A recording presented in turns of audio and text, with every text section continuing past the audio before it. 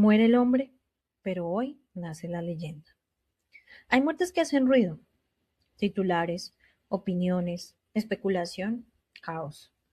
Y hay muertes que hacen silencio, silencios tan profundos que obligan a mirar hacia adentro. La mente humana es la herramienta más poderosa del universo conocido. Crea imperios y también puede crear su propia destrucción. La partida de Jason Jiménez irrumpe como una pausa, como una pregunta que nadie quiere formularse. ¿Qué nos está costando vivir como vivimos? El 10 de enero de 2026, distintos medios de comunicación informaron el fallecimiento del cantante colombiano Jason Jiménez en un accidente aéreo. La noticia sacudió a la industria musical, a sus seguidores y a un país entero. Jason Jiménez fue un artista reconocido, admirado, seguido por millones. Pero reducir su existencia a cifras, premios o canciones sería cometer el mismo error que cometemos con nosotros mismos. Creer que el resultado explica el proceso. Este video no busca explicar una muerte, busca comprender una vida, porque solo desde ahí emerge el aprendizaje. Hoy nace una pregunta muy profunda. ¿Qué tipo de mente crea una vida extraordinaria? ¿Y qué sucede cuando esa misma mente no se observa a sí misma? Desde la neurociencia sabemos que el cerebro no distingue entre una realidad externa y una realidad intensamente imaginada y emocionalizada. Pero el sistema nervioso, pensar, sentir y repetir, es entrenar. Jason Jiménez no solo fue un cantante exitoso, fue un creador de realidades. Un hombre que consciente o inconscientemente aplicó principios que hoy la ciencia confirma y que antiguas tradiciones simbólicas ya advertían. Todo lo que sostienes en la mente termina buscando forma de materializarla. Este video no busca explicar una tragedia, busca comprender un fenómeno humano. Antonio Damasio, neurocientífico, afirma: no somos máquinas pensantes que sienten, sino máquinas sentimentales que piensan. Esto significa que la emoción precede a la acción y que toda creación externa nace primero como una vivencia interna. El cerebro humano no está diseñado para la fama, está diseñado para la supervivencia. Paul MacLean explicó que gran parte de nuestras decisiones no nacen desde la razón, sino en una estructura antigua encargada de mantenernos a salvo.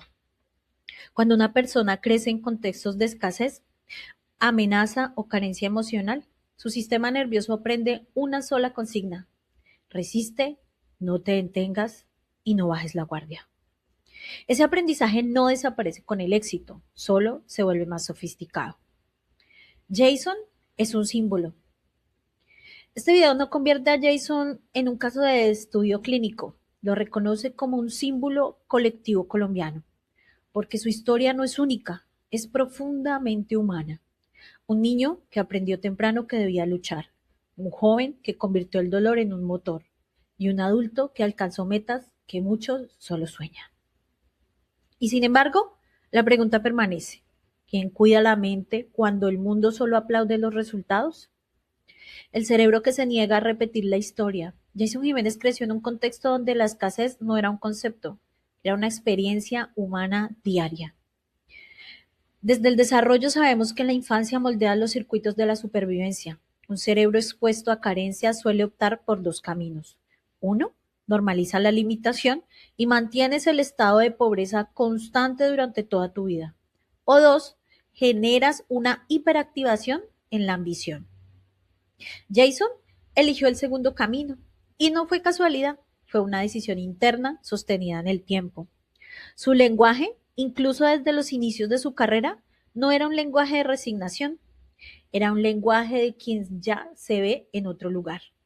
Richard Blanner, desde la programación neurolingüística, explica: las palabras que usamos son instrucciones para el sistema nervioso. Decidir yo voy a lograrlo no es una motivación barata, es programación neuronal. La programación mental temprana de Jason Jiménez. El Premio Nobel de la Neurociencia demostró que las experiencias tempranas modifican la expresión genética del cerebro. No heredamos solo genes, heredamos interpretaciones de la realidad. El niño de Jason Jiménez que repite internamente: nada es seguro, tengo que esforzarme el doble y si paro pierdo. No estaba exagerando. Estaba construyendo y grabando circuitos neuronales que luego se activaron en la adultez. El éxito no borra esos circuitos, solamente los acelera.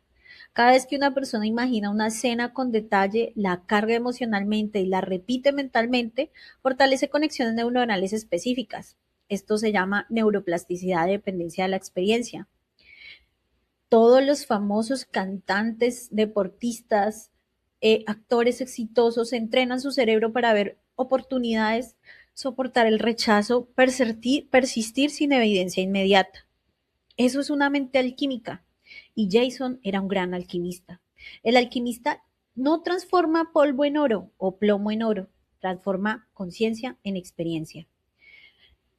Jason, sin nombrarlo así, vivió como un alquimista moderno, transmutó carencia en creación, dolor en música y una visión en una gran empresa. Pero toda alquimia tiene un precio, exige conciencia permanente. La cultura moderna romantiza el sacrificio extremo, celebra al que aguantó, al que nunca se rindió.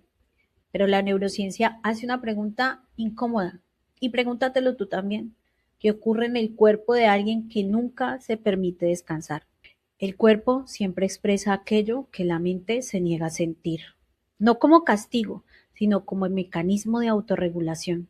Aquí lo que yo busco es generar conciencia, no miedo, porque cuando una sociedad solo enseña a manifestar logros, pero no enseña a habitar el éxito con equilibrio, el primer precio que se paga es el silencio.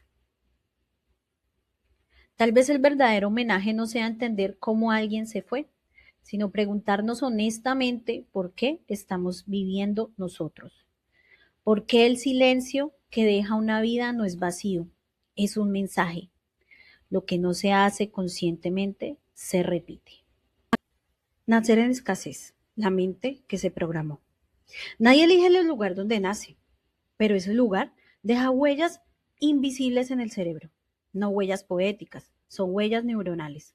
La escasez no es solo falta de dinero, es una forma de percibir el mundo.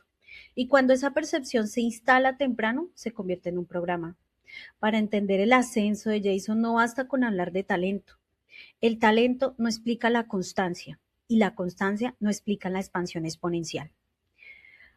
El cerebro humano funciona por mapas, no por verdades. Como lo explica el neurocientífico Carlos Friston, con el principio de la energía libre, el cerebro predice la realidad antes de vivirla y luego actúa para confirmar sus predicciones. El cerebro no busca la verdad, él solo busca tener razón.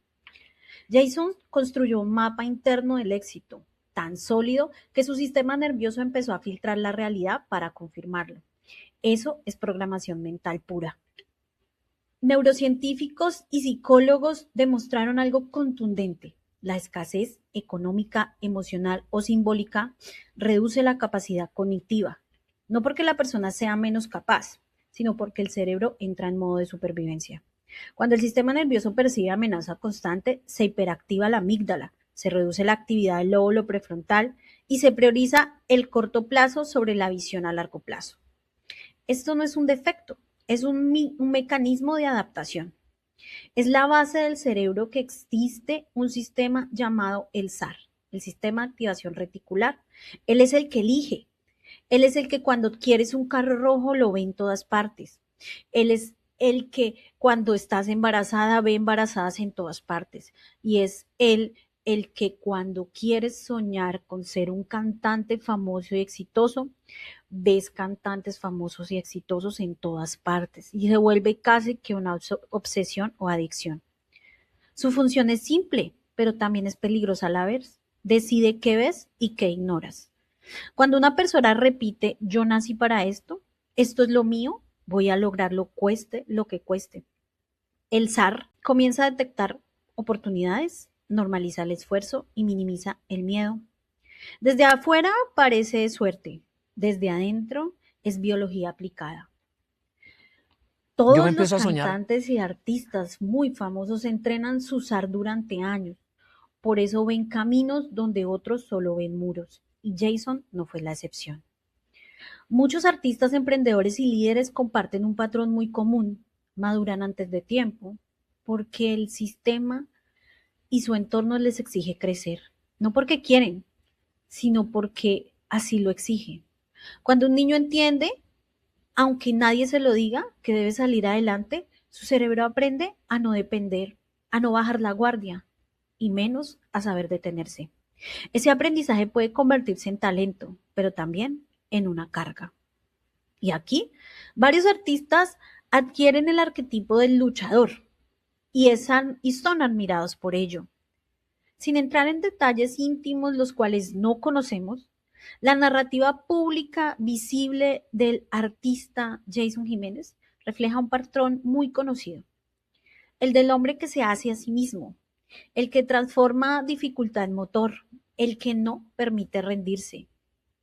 Este perfil suele compartir alta dopamina asociada al logro, un sistema nervioso simpático dominante y la dificultad para desconectarse del hacer. El problema no es el impulso, es no saber apagarlo. Esta identidad se construye, no se descubre.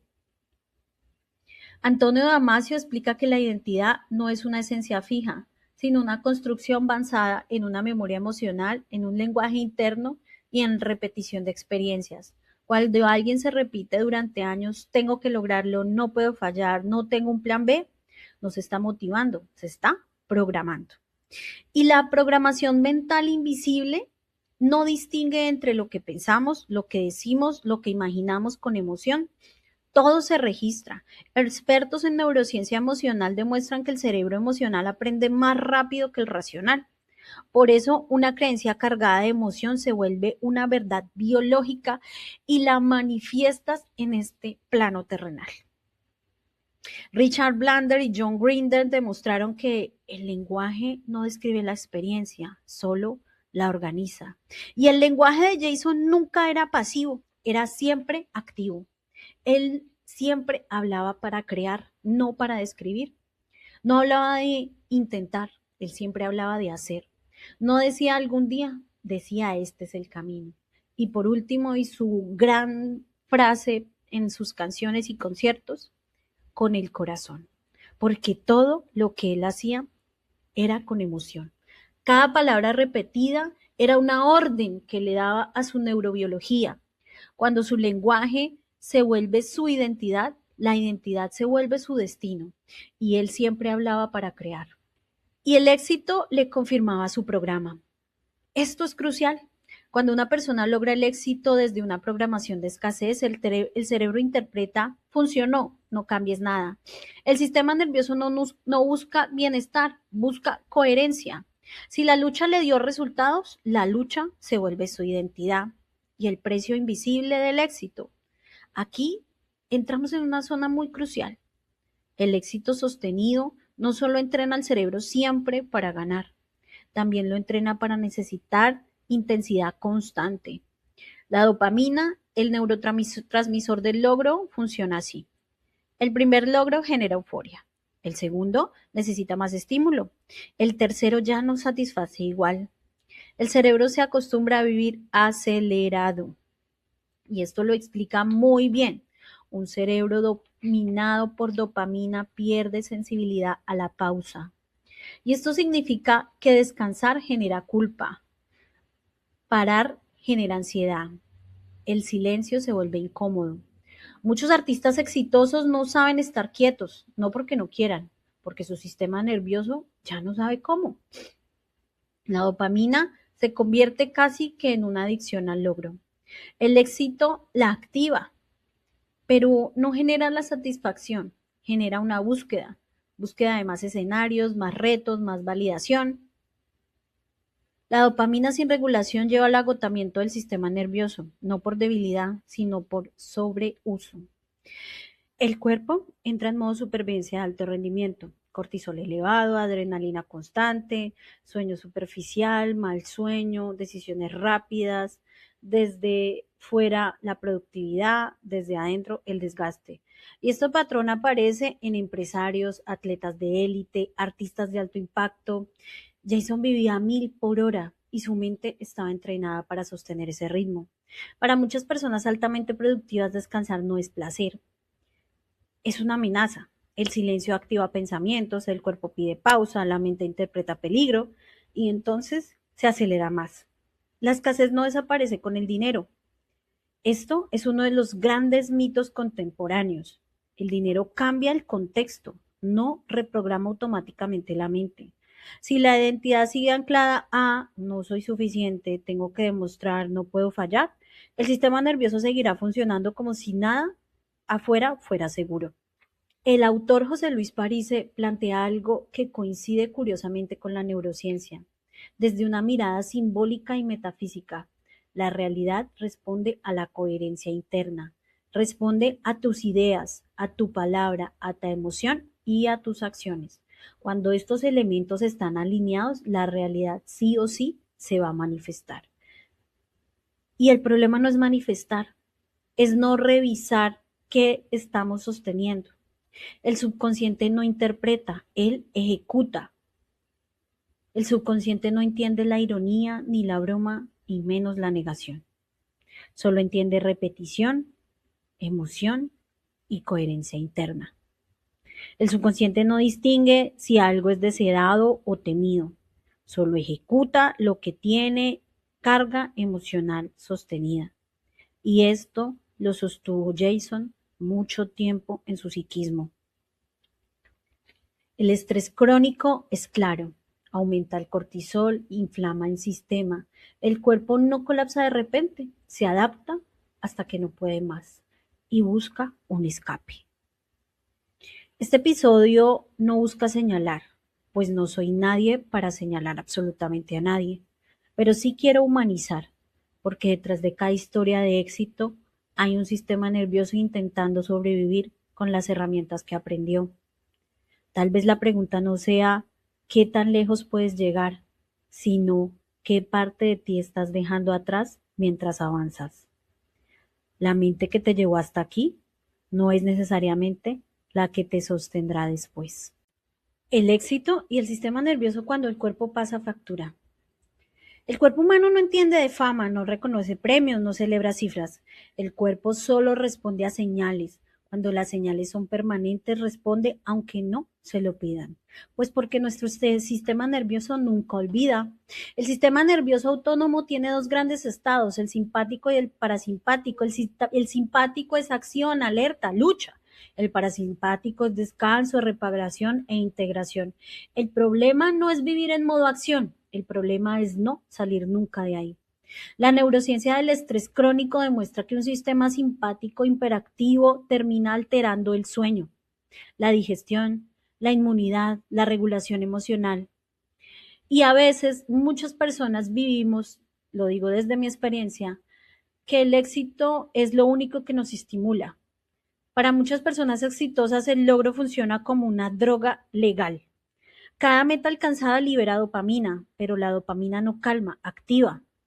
La dopamina eleva el umbral del placer. Lo que antes satisfacía deja de hacerlo. Entonces necesitas más trabajo, más exposición, más presión, no por ambición, por adaptación. El ritmo de la industria artística exige, por definición, giras, escenarios, expectativas, exposición constante, alta emoción, disposición total y siempre a los fanáticos y a las personas que dicen admirarte. Cambios de horarios, activación constante, alta demanda emocional. Y si algún día como artista estás cansado y no quieres dar autógrafos, no quieres tomarte fotos, no quieres hablar con nadie, sino simplemente ir a tomarte un café en una panadería o una cafetería, no tienes ese derecho, porque siempre tienes que estar como el payaso, con cara feliz y sonriente, así estés triste por dentro. O simplemente así no estés triste, así simplemente no quieras, no tienes ese derecho.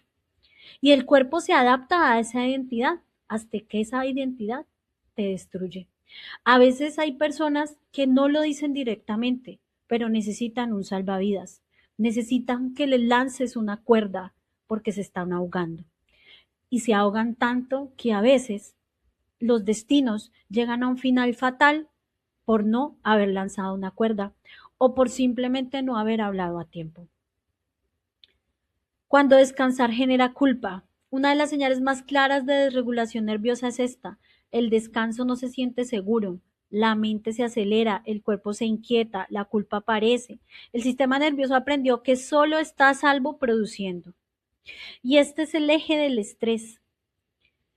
Cuando se activa de forma crónica, el cortisol permanece elevado, la inflamación aumenta, la recuperación disminuye y no se trata de debilidad, se trata de fisiología. Las personas más funcionales suelen ser las más desconectadas de sí mismos, no porque no sientan, sino porque aprendieron a no escuchar. El cuerpo entonces se convierte en el último mensajero. Son aquellas personas que ves en el exterior muy fuertes, que ves en el exterior que expresan fortaleza, capacidad de acción, pero acallaron su mente para poder avanzar. Pero su cuerpo es el resonador por potencia. Él sí se hace escuchar. El reconocimiento externo puede convertirse en una trampa interna, porque parar no solo implica descanso, implica enfrentar preguntas profundas.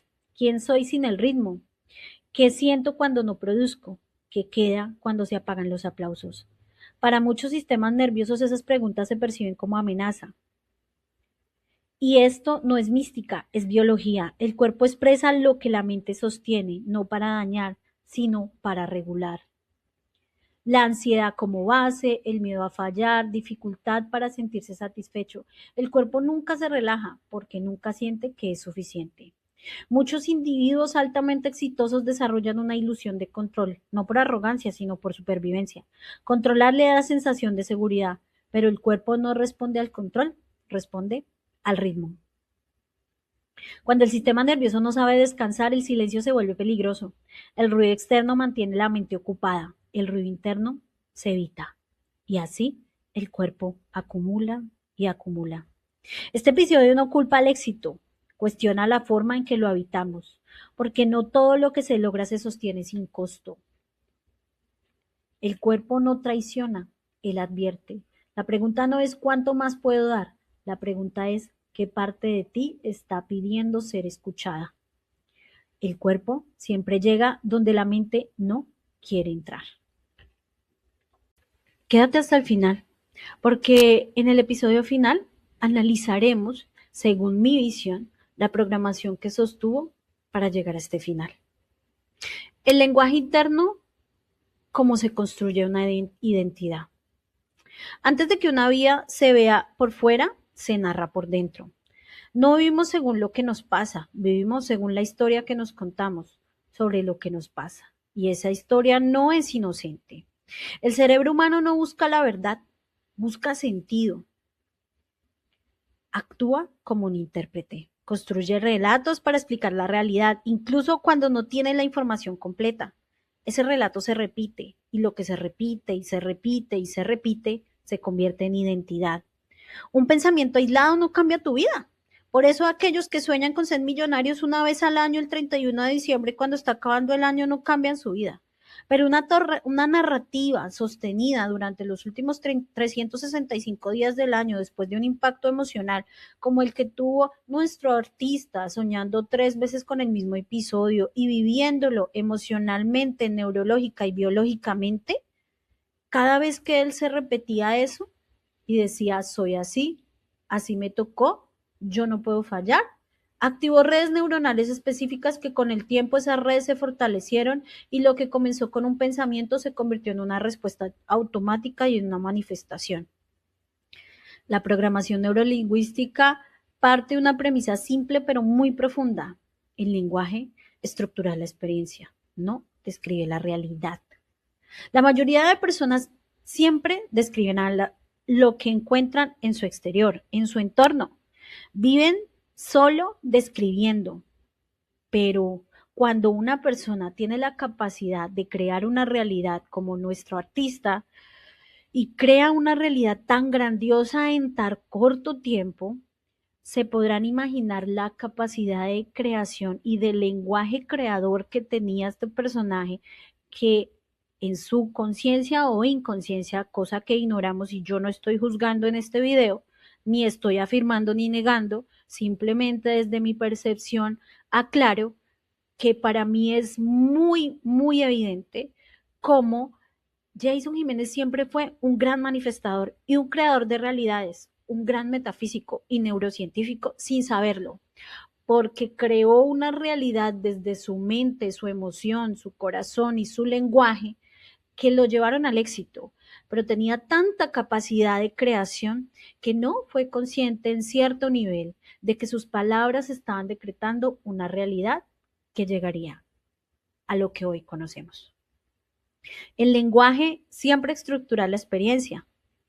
Cuando alguien repite palabras cargadas de urgencia, presión o amenaza, el sistema nervioso reacciona como si estuviera ocurriendo algo real para el cerebro. Las palabras también son eventos, por eso sé muy, muy responsable con lo que dices, porque la palabra se hizo carne y no lo dice la Biblia, y es uno de los textos más conocidos en el mundo, pero que usamos con tanta irresponsabilidad. Siempre escucho que dicen la palabra tiene poder, y hoy te quiero decir que ojalá estemos siendo muy conscientes de esta vivencia que como país sabemos que ocurrió y que nos entristece el del corazón, pero seamos muy responsables en cada palabra que decimos, porque eso crea realidades. En la narrativa pública de muchos artistas, incluyendo Jason, aparece un patrón muy constante: superación, persistencia, lucha, no rendirse. Este discurso inspira, pero también condiciona. Si la identidad que se construye solo alrededor del logro, ¿quién eres cuando no estás produciendo? ¿Quién eres cuando no tienes logros? ¿Dejas de ser tú? El autor Antonio Damasio afirma: no hay decisión sin emoción. Las palabras solas no programan las palabras cargadas de emoción.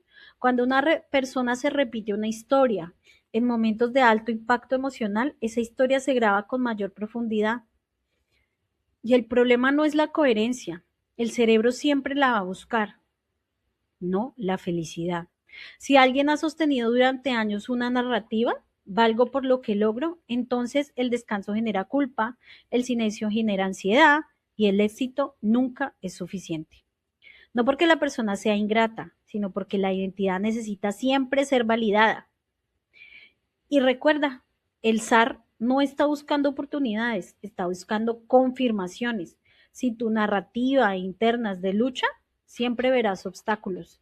Si es de urgencia, siempre verás amenazas. Si es de abundancia consciente, siempre verás posibilidades. No porque el mundo cambie, sino porque tu cerebro selecciona qué mostrarte. Hasta que lo inconsciente no se haga consciente, dirigirá tu vida y tú la llamarás destino. La mayoría de las personas no fracasan por falta de talento, fracasan por narrativas que nunca cuestionaron. Cada palabra activa imágenes, cada imagen activa emociones y cada emoción prepara el cuerpo para actuar. La palabra es el primer acto de creación. Y aquí, cuando el éxito refuerza la programación, ocurre la paradoja más peligrosa. Si una narrativa interna basada en presión produce resultados, el cerebro la refuerza, no evalúa el costo, evalúa la eficiencia. Y así, el éxito puede convertirse en la única validación de estructura interna insostenible. Porque todo sube, pero también tiene que bajar. Y el cuerpo lo escucha todo. Las creencias actúan como interruptores, no porque la mente sea mágica, sino porque regula hormonas, neurotransmisores, respuestas inmunológicas. El cuerpo no distingue entre una amenaza real y una narrativa constante de exigencia. Y la identidad se convierte en tu prisión invisible. Muchos seres humanos no están cansados de hacer, están cansados de ser siempre el mismo personaje, el fuerte, el que puede, el que no se quiebra. Y sí, tenemos derecho a quebrarnos, tenemos derecho a un domingo no pararnos de la cama y ver televisión todo el día, tenemos derecho a darnos esa satisfacción de comer algo de más, tenemos derecho a quebrarnos, a llorar, a ser humanos. Cambiar nuestra narrativa no es traicionarnos, es parte de nuestro proceso evolutivo. Aceptar nuestras debilidades también hace parte del proceso de maduración de nuestra mente, porque no somos lo que pensamos una vez, somos lo que nos repetimos en silencio. Y tal vez el acto más revolucionario sea escuchar cómo nos hablamos cuando nadie nos oye, porque la palabra que más repites es la que gobierna tu vida. Y quédate hasta el final porque veremos los 10 famosos que murieron en un accidente de avión. El éxito y el sistema nervioso, cuando el cuerpo te pasa factura. El cuerpo humano no entiende de fama, no reconoce premios, no celebra cifras. El cuerpo solo responde a señales y cuando las señales son permanentes, responde aunque no se lo pidan. El sistema nervioso autónomo tiene dos grandes estados. El simpático, que es la acción, la alerta, es vivir en lucha. El parasimpático, en cambio, es descanso, reparación e integración. El problema no es vivir en modo acción, el problema es no salir nunca de ahí. La neurociencia del estrés crónico demuestra que un sistema simpático hiperactivo termina alterando el sueño, digestión, inmunidad y regulación emocional. Para muchas personas exitosas, el logro funciona como una droga letal y legal. Cada meta alcanzada libera dopamina, pero la dopamina no calma, ella siempre activa. La dopamina eleva el umbral del placer. Lo que antes era satisfacción, deja de serlo. Entonces, necesitas más trabajo, más exposición, más presión. No por ambición, por adaptación.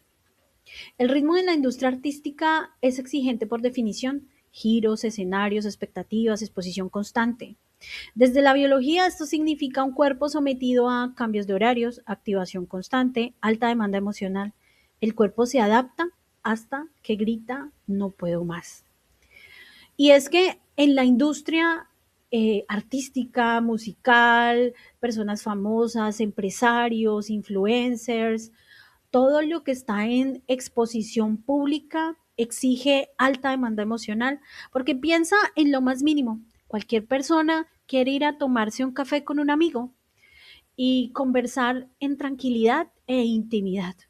Pero cuando eres una persona públicamente expuesta, esa intimidad se pierde y ese es el precio de la fama.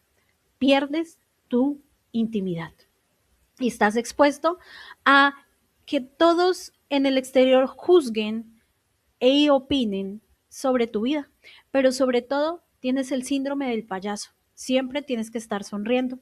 Si hoy tuviste un día en donde te levantaste con el pie izquierdo y eres artista, sales a la calle, siempre tendrás que sonreír y si no das un autógrafo, eres un egocéntrico, eres una persona egoísta, porque esa persona te lo pidió desde el amor y tú simplemente tuviste un día malo, pero ni siquiera eso tienes derecho como artista famoso a tener días malos o simplemente a no querer hacerlo. ¿Por qué? Sin razón, por no querer. Esta es la alta exposición a que los cuerpos de personas altamente con demanda emocional, física e intelectual se tienen que someter. Una de las señales más claras de esta desregulación nerviosa es que el descanso, ni siquiera eso en la cama, se siente seguro. La mente vive acelerada, el cuerpo vive inquieto y la culpa siempre aparece. El sistema nervioso aprendió que solo está a salvo si está produciendo. Cuando se activa de forma crónica, el cortisol permanece muy elevado, la inflamación aumenta y la recuperación disminuye. No se trata de debilidad, se trata de fisiología. Las personas más funcionales suelen ser las más desconectadas de ellas mismas, no porque no sientan, sino porque aprendieron a no escuchar. El cuerpo entonces se convirtió en el último mensajero. Callaron su voz interior para poder estar más productivos, para poder estar más alertas, para no perder, porque han perdido demasiado. Y su cuerpo, a través de su cuerpo, que es el único resonador que les queda, sienten los síntomas. El reconocimiento externo puede convertirse en una trampa interna, porque parar no solo implica descanso, implica enfrentar preguntas profundas. ¿Quién soy sin el ritmo? ¿Qué siento cuando no produzco?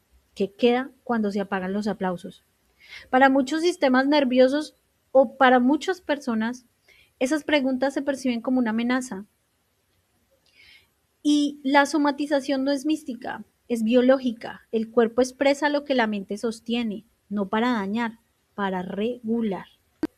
La identidad que se basa exclusivamente en el rendimiento genera ansiedad, miedo a fallar, dificultad para sentir satisfacción. El cuerpo nunca se relaja porque nunca sienten que es suficiente. Muchos individuos altamente exitosos desarrollan una ilusión de control, no por arrogancia, por supervivencia.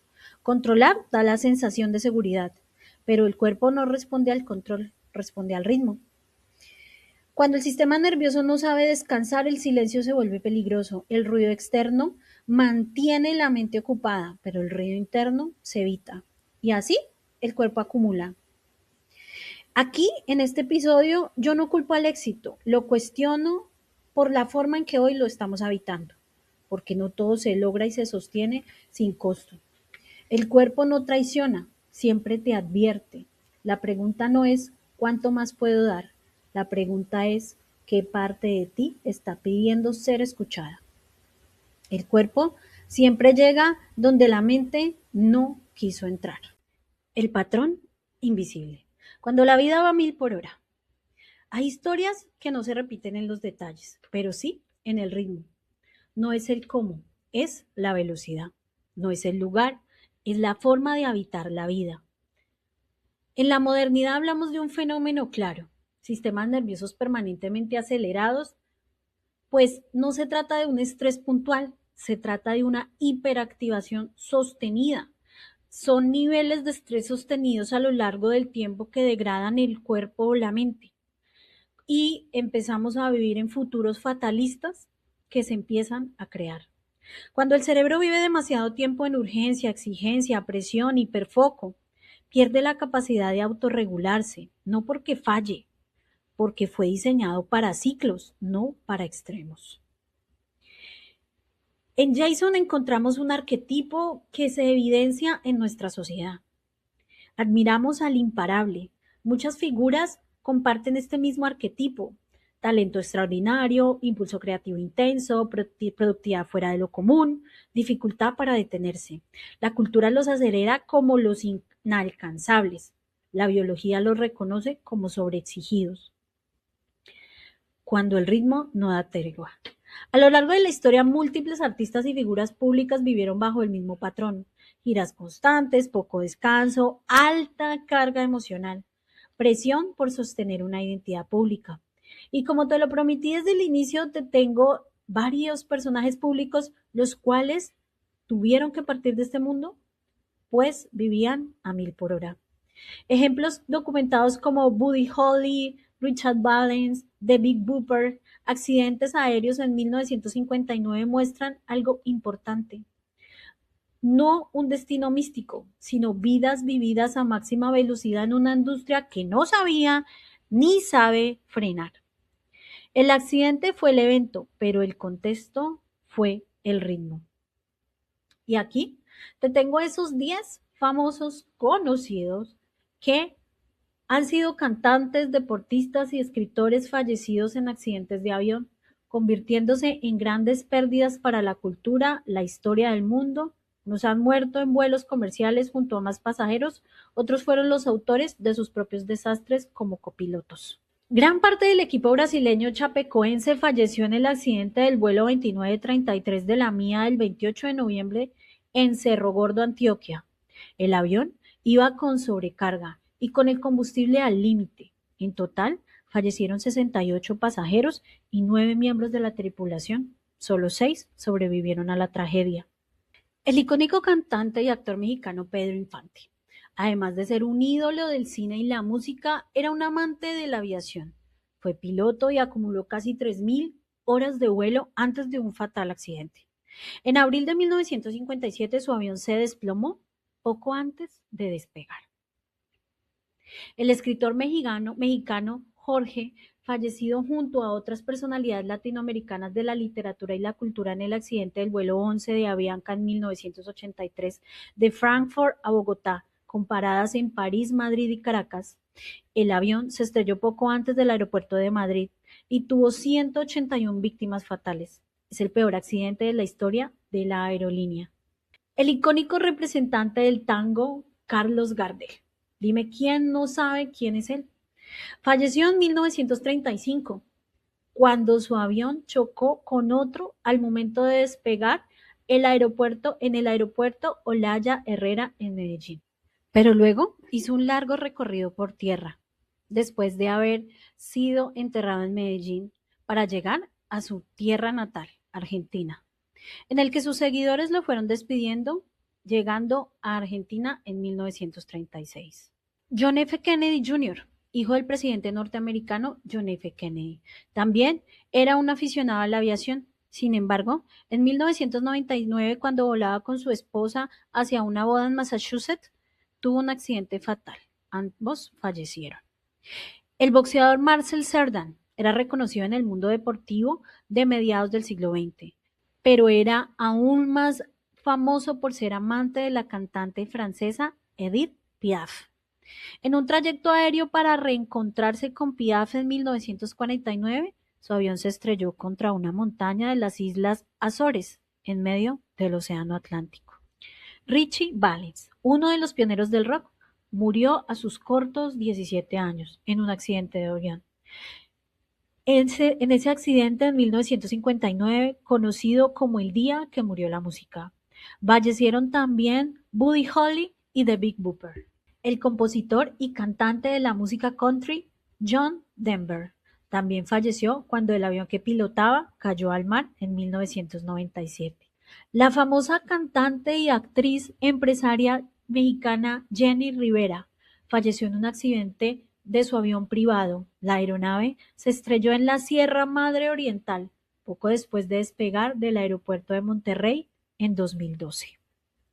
La cantante y bailarina modelo estadounidense Aaliyah se hizo famosa por sus interpretaciones de temas en R&B en los 1990. Después de las filmaciones del video de Rock the Boat, ella y su equipo abordaron una aeronave que se estrelló unos metros después de la pista.